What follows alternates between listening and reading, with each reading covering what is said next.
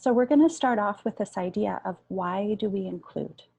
You know, why do we have children with special needs in sort of typical Canadian classrooms? Why do we do that? And that's an incredibly important conversation for us to have. And I think what I would like to do is I would, first of all, like to define what special needs means. And then I wanted to share with you an interview, a radio interview that I did that I think will help you understand some of the challenges that we face, the tension that we face in our community around this concept of inclusion.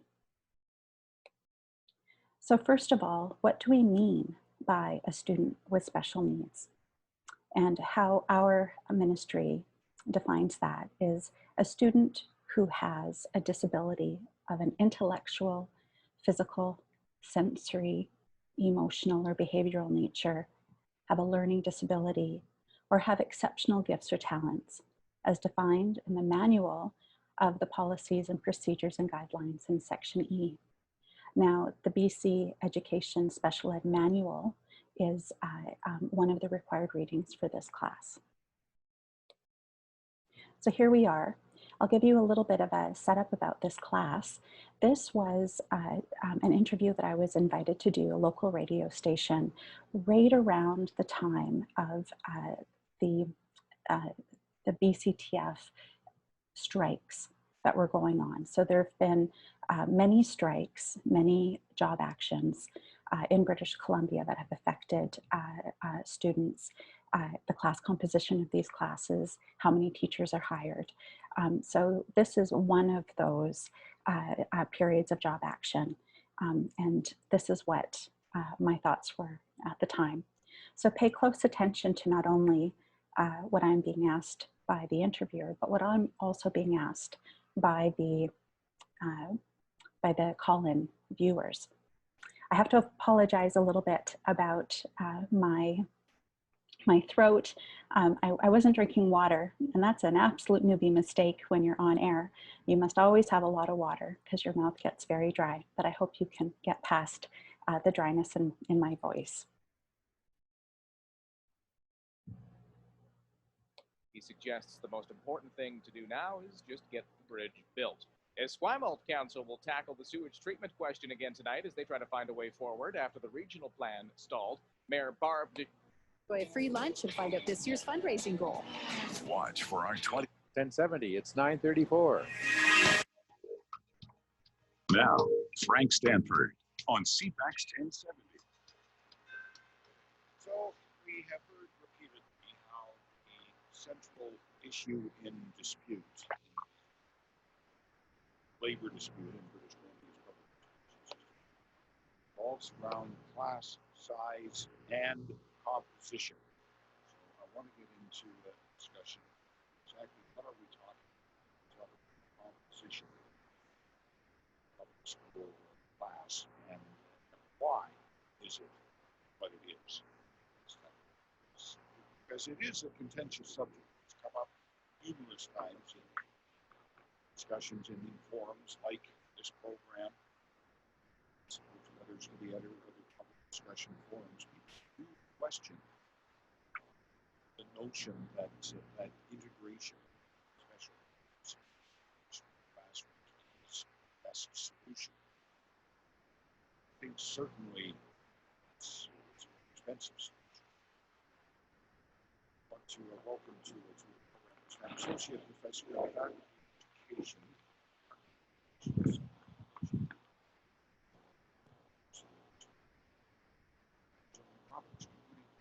Good morning. So, why integration? Well, I would say that children with special needs, they belong in our just other children. So, I guess the question is, should not have besides.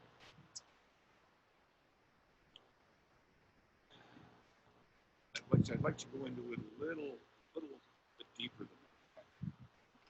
Okay. Well, if you want to think about the history of services for children with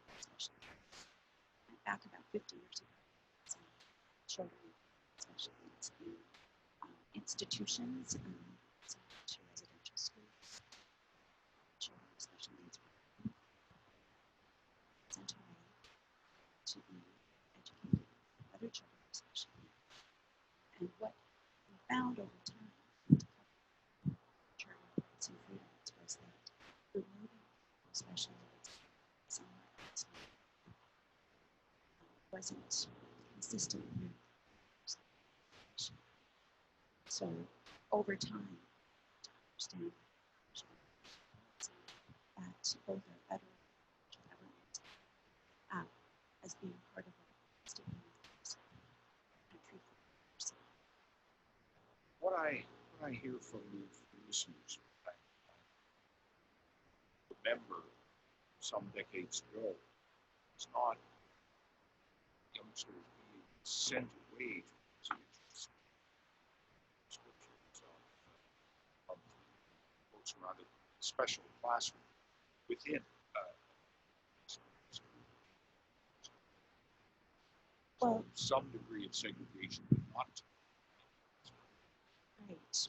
Well, we have in our two ways of understanding special needs. We have special needs, which are children with very serious and significant challenges.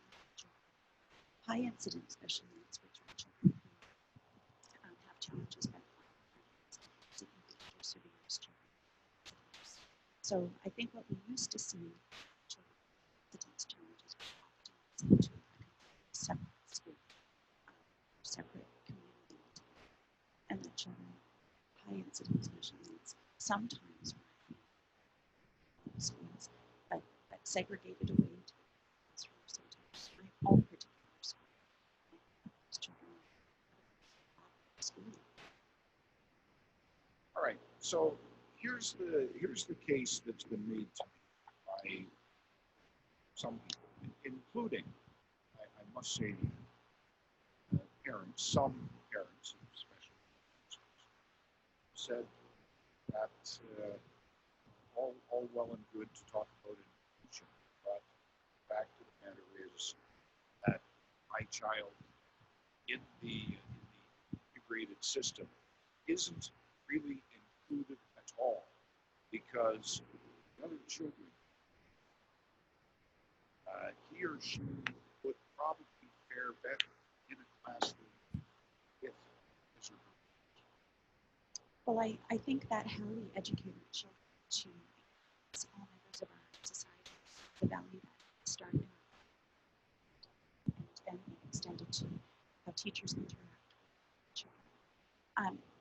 If I could please read a quote from Judge Rosalia Bella, who is one of our Supreme Court justices.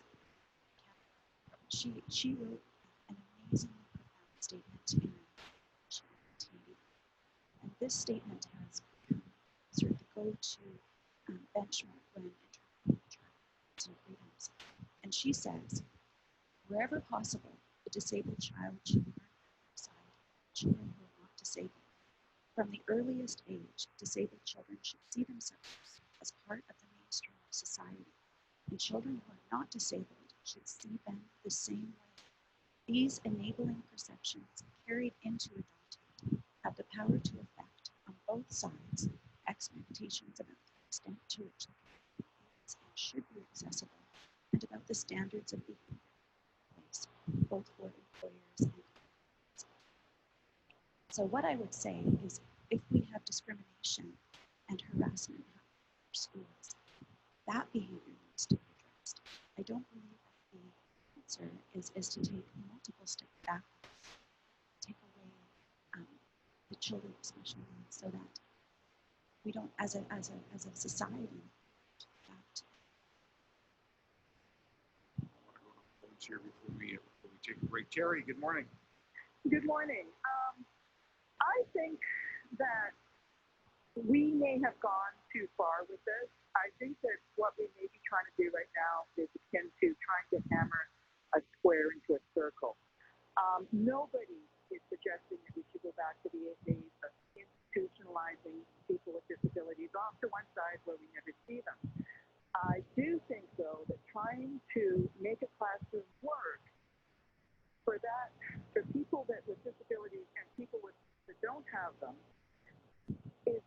be detrimental to everybody involved.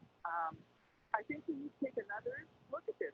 Nobody's saying go back to the days of institutionalized, well, I can't say it, of separating them completely. But should they maybe not have their own classrooms within the school? I mean, when this integration first started, I was there in school at the time. They did have their own classrooms, and people were mean, really mean. But I think we've gotten beyond that now, and maybe we should relook at that.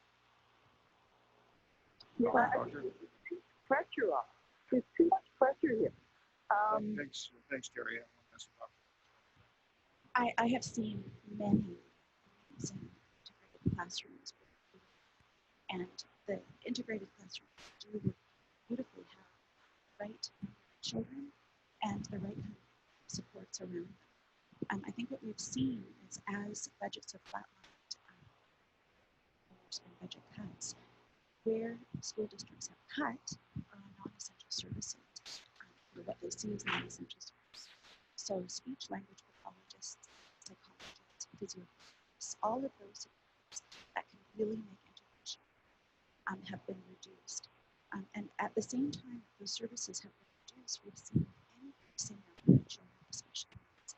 So as we have children mature able to survive into childhood, or children with cardiac challenges at birth without medical procedures, many children who did not survive into childhood are. But as a society, we haven't kept pace with making sure that teachers are supported. I would argue that the solution isn't to take children with special needs away. The solution is to make sure that classroom structure. All right, leave it at that stage for a moment, take our break, and when we get back, we can extend that and say what we need to be right on. Call to action. We're talking with Jillian Roberts, professor of education. Vic? I'll just Call us fast forward. 386-1161 or on your. We wanted to visit. Rid of my car? Yeah. The field. Starting the conversation, Frank Stanford on CFAX 1070. Tanya has sent us a very pointed email, say this, but you get it back on track, Frank. Who implemented integrated classroom and when? What's the actual history? Well, I would say since the 1970s, in particular, moving on into the 80s and 90s, the field, scholars in the area, thinkers in the area, and parent advocacy groups, and legislation in particular in the United States, the IDEA legislation, we moved forward believing that the best way forward was to include children with challenges within our community and into our schools. What really then was a capstone to that progression of inclusion was the Charter of Rights and Freedoms, and Section 15 of the Charter, which outlines non-discrimination, has really been the goal that we've been striving for in schools and ministry policies. So just to be clear, though, this process, and it's been an evolving process. It wasn't a snap of fingers system changed overnight. That's right. This evolution was well underway before the Charter. Yes. It wasn't driven by the courts. No, I think as a society, we decided what kind of society do we want to live in. And we've made a decision that we want to live in a multicultural, diverse, and inclusive society. Sonia, good morning. Good morning. I just had to say that I've never called in before, but I wanted to say how much I agree with Jillian. I just think it's so important to have these kids included in the regular educational system. My daughter has special needs, and it actually makes me nauseous to think that we would even look at removing her access to the educational other typical children have. I agree. Sonia, I appreciate your calling. I hope you'll do it again. Thanks so much. Thank you. Bye. Gail, good morning. Hello? Yep, you're on the air, ma'am. Hi, and I'm going to disagree. I spent 5.5 years, my son's first 5.5 years in school, in a, quote, integrated class with the teacher trying vainly to help a child with dyslexic and hyperactivity problems, and the rest of the class. At the end of 5.5 years, they finally put him into a special ed class in a school where the kids were included whenever there were activities like music, phys ed, sports, you name it. But for the actual learning classes, they were in a class with a teacher for them with only 11 to 12 students. He thrived. So did the other kids. The reason he thrived, and it was the main reason he had trouble in the whole 5.5 years, was that as soon as kids detect a child with problems, I'm sorry, utopia would be nice, but children can pick on weak children. And what you have said is exactly what the teachers are saying, that if they're going to have integrated classrooms, they need enough support workers to give those children individual attention and to be able to work with the kids that are causing problems for them. And that's not happening. He thrived, he made it through grade 12, and he made it through grade 12 because the recognition was there that some children do not thrive in an integrated classroom. And the main reason they don't is the school system doesn't provide the teacher in charge with enough assistance to help those kids. And it's fine to say that you need to teach the other children how to behave. Just when in the teacher's busy day, with the rules we have now where they're not allowed to practically speak to these kids, how are they going to teach them and make them behave if they don't want to? And therefore, how are they going to teach the children with special needs and the children that need their own work? I'm sorry, it doesn't work for every kid. Gail, I think you've made the point very, very eloquently and driving at the heart of the matter. And this is where we wanted to go with Dr. Roberts, in fact, is exactly what do the classrooms need? What's missing in the integrated system? Thank you.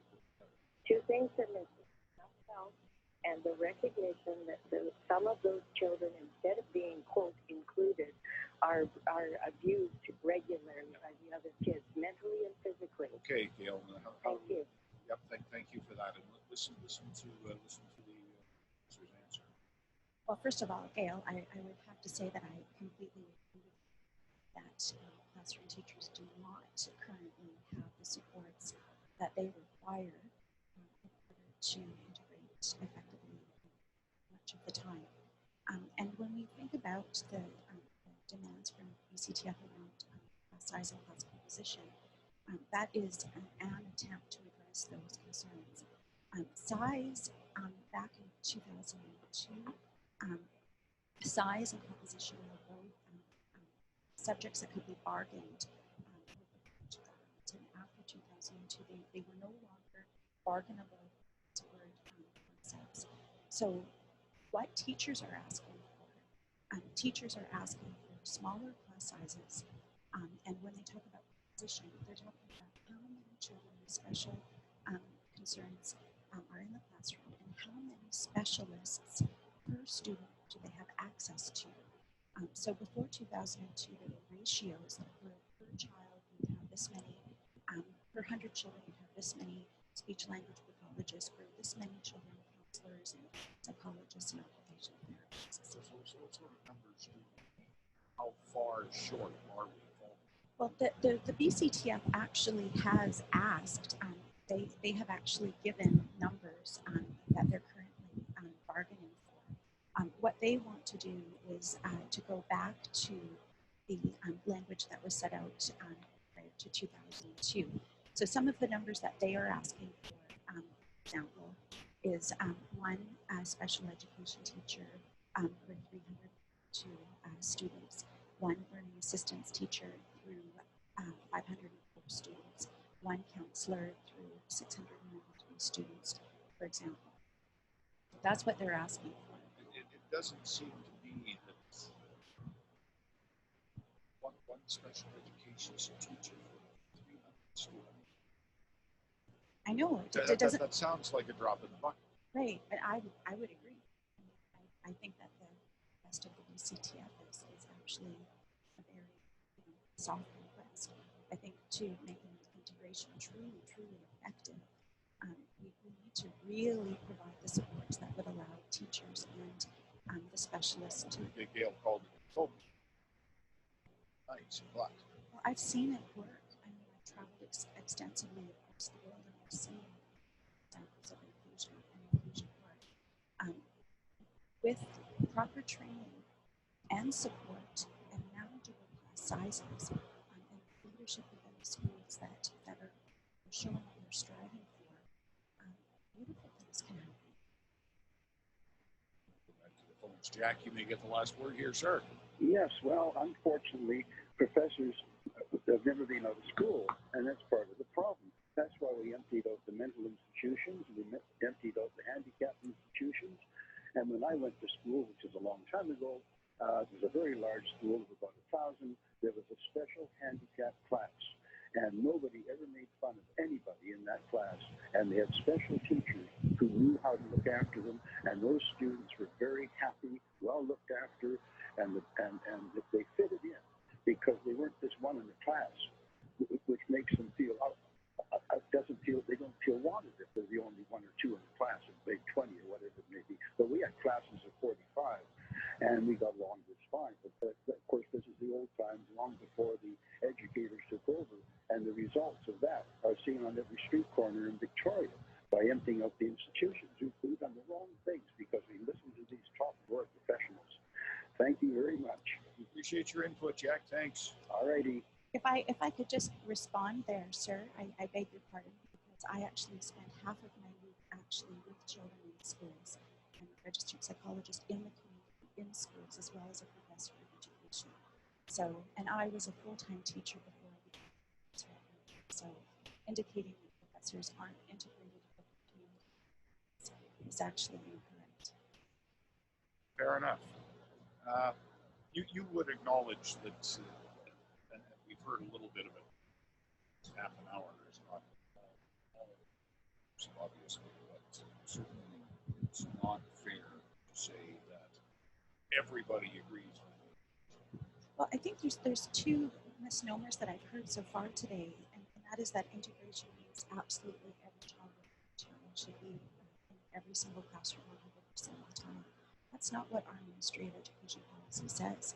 Our Ministry of Education policy says that children should be in a typical classroom as much as is possible, and that you add additional service, and which might be child at time to time, as is in the best interest of that child. So there are inclusive schools where there are times when children are doing different subjects in different classrooms.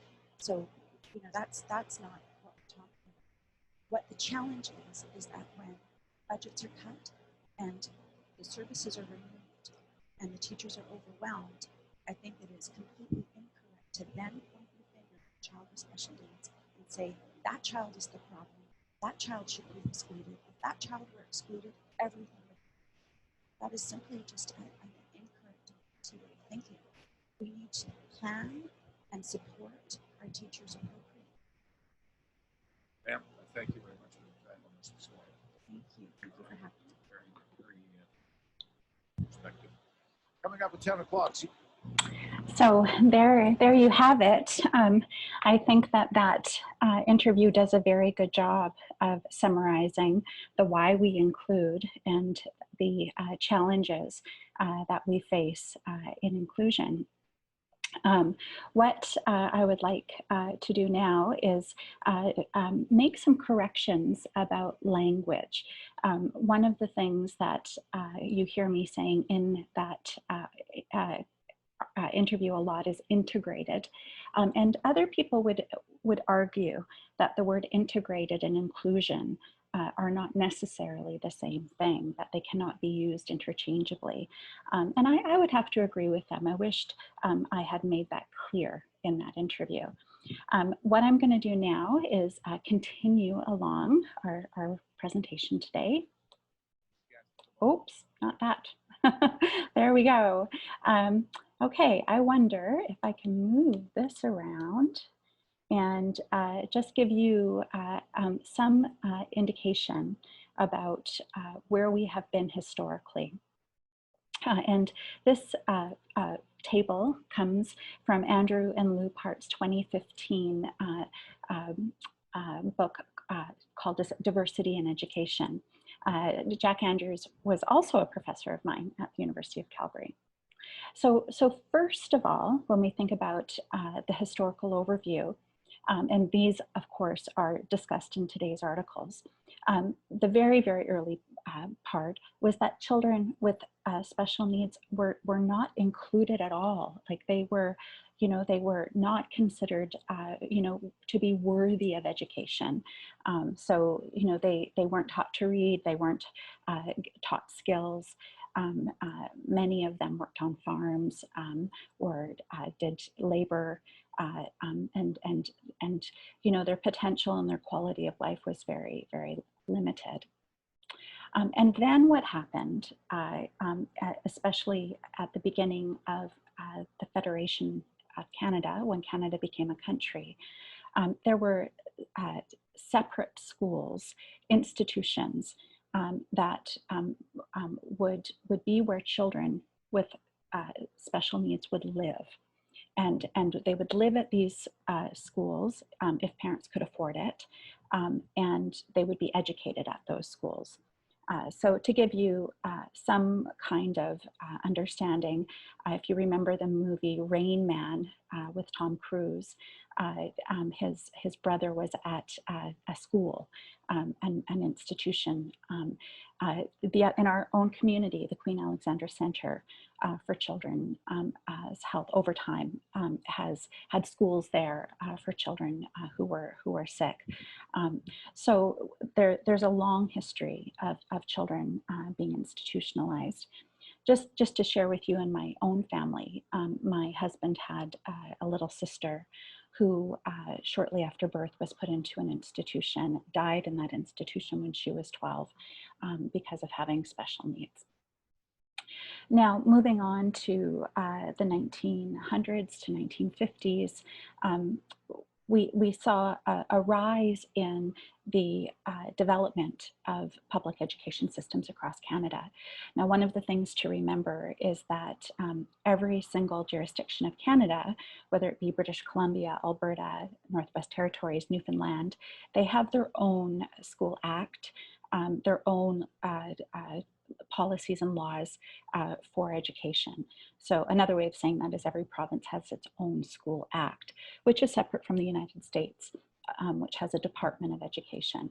So we saw very, very different public school systems develop across the country. In some places, children with special needs came to those schools, and some places they did not. Sometimes it was mandatory and sometimes it was not.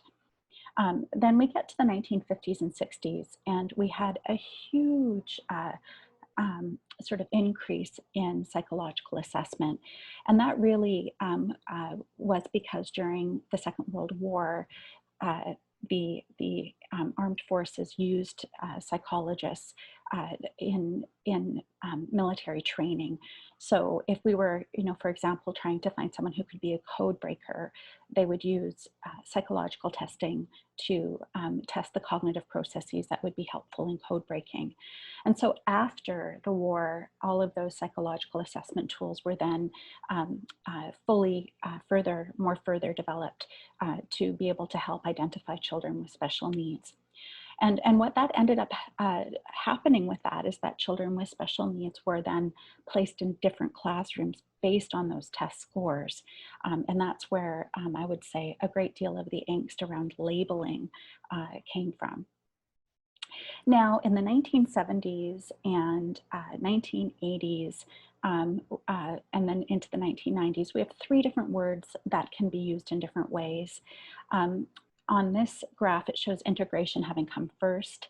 I would say that when I was growing up in the 1970s, the term that was used was mainstreaming, which basically meant that, first of all, children with special needs were in the same school, and then maybe in some of the same classes like phys ed or library, a great deal of the time they were kept separate.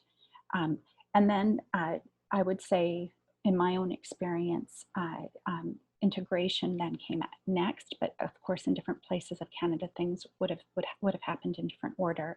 And integration really was this idea that children with special needs were in the same classroom as children who were developing typically.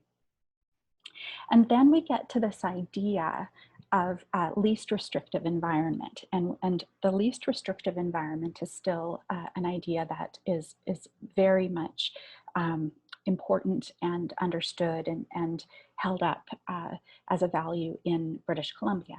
And it means that your default setting, if you will, is full inclusion. So you start with this idea that you will fully include that child. And then you move away from full inclusion as is in the best interest of the child. So if the child has a speech impediment, you would pull that child out for speech therapy. If that child had challenges with behavioral regulation, you would pull that child out for counseling support. If that child was slow to read, you would pull that child out for therapeutic reading instruction. And then we get to inclusion. And I don't really know, if we've ever really gotten to full inclusion. There are perhaps there's some beautiful schools that have, but there's a lot of schools that haven't. I would still say that we're probably in an integrated mentality at most schools that I encounter. But we've now then moved on to this other idea of diversity education, which means another way of thinking about that is differentiated instruction. This is where we are, we're embracing this idea that every child in that classroom should have some sort of personalized instruction, and that we use the values and the design methods for universal design in learning, or UDL.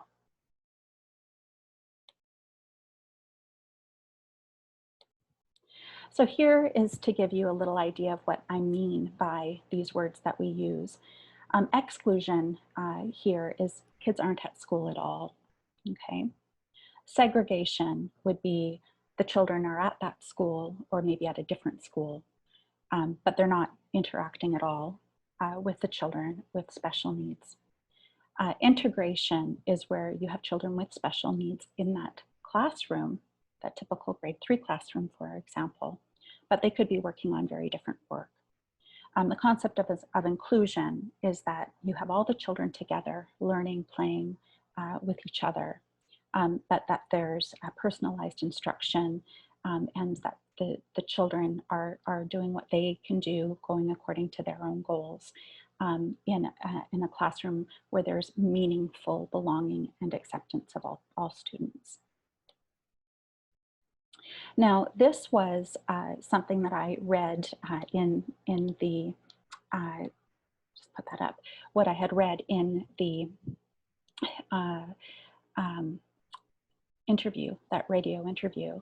And this is something very important, and I sometimes ask students to consider this if any of you had been, mothers, for example, or fathers, and you had a child in a carriage. Have you ever noticed that some parts of the city are accessible, and that you can get to where you need to be? There's ramps, there's elevators, but sometimes you hit a spot of the city or a building where there's no way that you can, you'd have to pull the entire carriage up on your shoulders, or to be able to get to the second floor. Just hold that idea in mind for 1 second. Judge Rosalie Abella, who of course is one of our sitting best, perhaps even, Supreme Court justices, and she said this: wherever possible, the disabled child should learn alongside children who are not disabled. From the earliest age, disabled children should see themselves as part of the mainstream of society, and children who are not disabled should see themselves in the same way.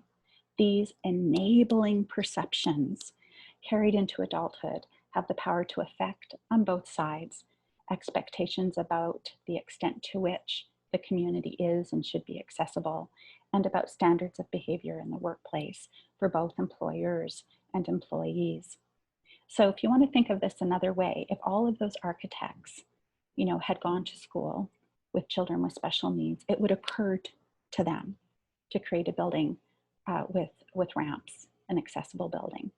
But when all of those buildings were being created, it just never popped into the architect's mind. They had no enabling perceptions. In their world, there were no people with disabilities. They didn't even have to consider it. Okay. And so when you grow up alongside of people with diversity, they become part of your schema. They become part of how you see the world, and they exist, they matter. And that is incredibly important. So here is Rosalia Bella. And I should say that quite a lot of the thinking and movement in this area was blossomed around the adoption of the Charter of Rights and Freedoms in Canada. I certainly know that when I was in graduate school, I spent a great deal of time thinking about and talking about the impact that the Charter of Rights and Freedoms has had on our field. So of course, we're talking about, in particular, section 15, which says, every individual is equal before and under the law and has the right to the equal protection and the equal benefit of the law without discrimination, and in particular, without discrimination based on race, national or ethnic origin, color, religion, sex, age, or mental or physical disability. I'm particularly proud to be a Canadian because those are the values of my country. Now, one of the things that I wanted to just do at this moment is that in Rosalia Bella's beautifully written quote on enabling perception, she does say that disabled child. And I think this is a really good point, a good moment for us to remember that we've grown and evolved and learned over time. Just like we might, differ in terms of how we would say inclusion or integration. We also differ in terms of how we talk about children or people with disabilities. So number one, we always say the person first, so we would say a person with a disability, not the disabled person. When we say the disabled person, what we're actually saying is that being disabled is the adjective, the defining feature of that person. And of course it is not. It is just one thing about that person. If someone called me the blonde woman, I'm a lot more than blonde, right? So it's important that we don't, make their weakness their defining feature. So here are some examples. We never say, I can't even say the word MR anymore. It was in up until the most recent DSM. Now we say intellectual disability. We don't say MR. We don't say the R word as a joke. And we certainly don't tolerate the R word as a joke in our classrooms or on our playgrounds. We don't say that autistic child. We say a child with autism. We don't say that Down's child. We certainly don't say that Mongoloid. I remember hearing that growing up. We don't say dyslexic kid.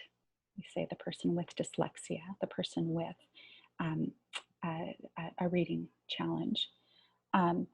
We don't say crippled. Okay, we don't say, midget. We don't describe someone who is without disability as normal. Okay, we never use the word normal and abnormal. We talk about typical, right? Typically developing. We don't say someone has brain damage. We say somebody has a brain injury. You know, so I think our words matter, and I think these words and these descriptors do evolve over time, right? But when we are the people helping colleagues understand how to best manage the needs of a diverse group of children in their classroom, we use these words to model how to be inclusive and respectful. And there have been times, I have to tell you, where I've corrected people, you know, and they've been annoyed with me. I'm still glad I corrected them. And here's a lovely image talking about the importance of people first language. Now, I wanted for us just for a little bit to understand how the laws work in Canada, because it's different than the United States and it's different than other places in the world. So we know that there's, number one, the Charter of Rights and Freedoms, which protects against discrimination across our country. Then we have provincial school acts. Every province and territory has their own school act. And now that school act has to be interpreted by various boards of educations, and then the schools, and then the classroom teachers, and perhaps even the special student assistants, right? There's a great deal of interpretation. So you could find how inclusion works in Souk to be different than how it does in Saanich or Vancouver, even though we're all following the same school act. So now I am going to read you some key sections of the School Act of British Columbia. And it says, a board must ensure that a principal, vice principal, or director of instruction offers to consult with a parent of a student with special needs regarding placement of that student in an educational program. So that's getting at the necessity by law for parent consultation. A board must provide a student with special needs with an educational program in the classroom where that student is integrated with other students who do not have special needs, unless the educational needs of that student with special needs or other students indicate that the educational program for that student with special needs should be provided otherwise. So that's getting at this concept of least restrictive environment. And here is the British Columbia inclusion policy as stated in the BC manual. British Columbia promotes an inclusive education system in which students with special needs are fully participating members of a community of learners. Inclusion describes the principle that all students are entitled to equitable access to learning, achievements, and the pursuit of excellence in all aspects of their educational program. The practice of inclusion is not necessarily synonymous with full integration in regular classrooms and goes beyond placement to include meaningful participation and the promotion of interaction with others. Some additional information from our School Act. An IEP is an individual education plan designed for a student, and it includes the learning outcomes for the course, subject, and grade that are different from or in addition to the expected learning outcomes for a course, a list of supports and supporting services that are required by that student so that they can achieve success, and a list of adapted materials or instructions or assessment methods that are required by the student to meet the learning outcomes established in the IEP. So what that really means is if a child, for example, struggles to see, they should have Braille. That would be an example of adapted material. If a child struggles to read, they should have voice to text or text to voice software, or perhaps they need an oral exam or a longer period of time to write their exam. Now, these are some important things. A board must ensure that an IEP is designed for a student with special needs as soon as is practical after the student is so identified by the board. That usually means the first week of October. Where a student is required, where a board is required to provide an IEP for the student, the board must ensure that the IEP is reviewed at least once each school year, and must offer the parent of the student, and where appropriate, the student as well, the opportunity to be consulted in the preparation of an IEP. Again, that goes to the legal right of parents for consultation. And where a board is required to provide an IEP for a student under this order, the board must offer each student learning activities in accordance with the IEP designed for that student. And here's the least restrictive environment defined again. A board of education must provide a student who has special needs with an educational program in a classroom where the student is integrated with other students who do not have special needs, unless the educational needs of the student with special needs or other students indicate that the educational program for the student with special needs should be provided otherwise. The emphasis on educating students with special needs in neighborhood school classrooms with their age and grade peers, however, does not preclude the appropriate use of resource rooms, self-contained classes, community-based settings, or other specialized settings. So I often like to think of inclusion as crossing that divide, making sure that all children can be together and learn together. And as we grow up, there's a great deal that's important for children with challenges as well as those without any visible challenges. There's a great deal that is learned, a great deal of wisdom that is gained for all of us. And so, I am asking you to work on some reflections, and I want you to consider this. What sort of a society do you want to live in? How inclusive would that society be? And so one of the things that I'm apt to do when I conclude a lecture is to use an important quote. And here's a quote that I quite love. This is by Dr. Martin Luther King, and it was a speech he gave on October 16th, 1965 in New York City. And a quote from that speech is this: "An individual has not started living until he can rise above the narrow confines of his individualistic concerns to the broader concerns of all humanity." I believe that making sure that we protect, support, ensure the belonging of, the acceptance of, the inclusion of the most vulnerable within our community is what actually defines a civilization. Thank you. I hope that you enjoyed this first lecture. Thank you. So there we have it. So that is me showing you a presentation, and I hope very much that you've enjoyed it.